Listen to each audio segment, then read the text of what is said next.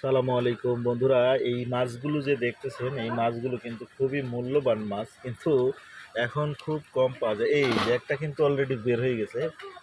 এই মাছটা কিন্তু পানি ছাড়া উপরে অনেক দূরে চলে যেতে পারে। এই মাছটাকে কি মাছ বলে আপনাদের এলাকায় অবশ্যই বলবেন। আর হচ্ছে এখানে দেখুন কিছু চিংড়ি আছে। এই যে একটা, এই যে একটা, এই যে একটা, এই চিংড়িগুলো কিন্তু একবারে ফ্রেশ, একবারে তরতাজা। এই যে লড়তেছে দেখুন।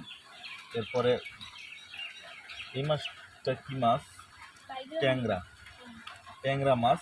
ট্যাংরা মাছ আসলে তাজা মাছ। ট্যাংরা মাছ এটা আসলে গ্রামে না আসলে পাওয়া যায় না।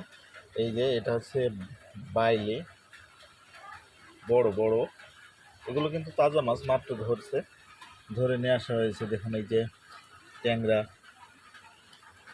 এই যে ট্যাংরা লড়তেছে দেখছেন, একবারে ফ্রেশ ট্যাংরা।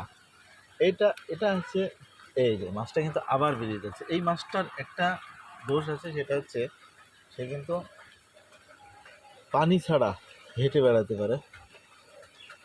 দেখছেন কত বড় বড় ট্যাংরা। ট্যাংরাগুলো কিন্তু অনেক বড়। এই যে এখানে অনেকগুলো ট্যাংরা দেখতেছি, চিংড়ি দেখতেছি। এই যে চিংড়ি, বাবারে চিংড়ি!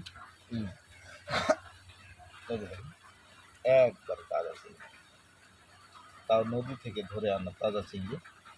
হ্যাঁ, বুঝছেন। এরপরে এই যে চিংড়ি, এরপরে ছোট চিংড়ি আছে।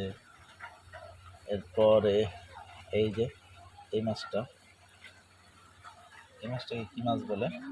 নন্দী মাছ। নন্দী মাছ। এই যে, তো এরকম অনেক মাছ ধরছে।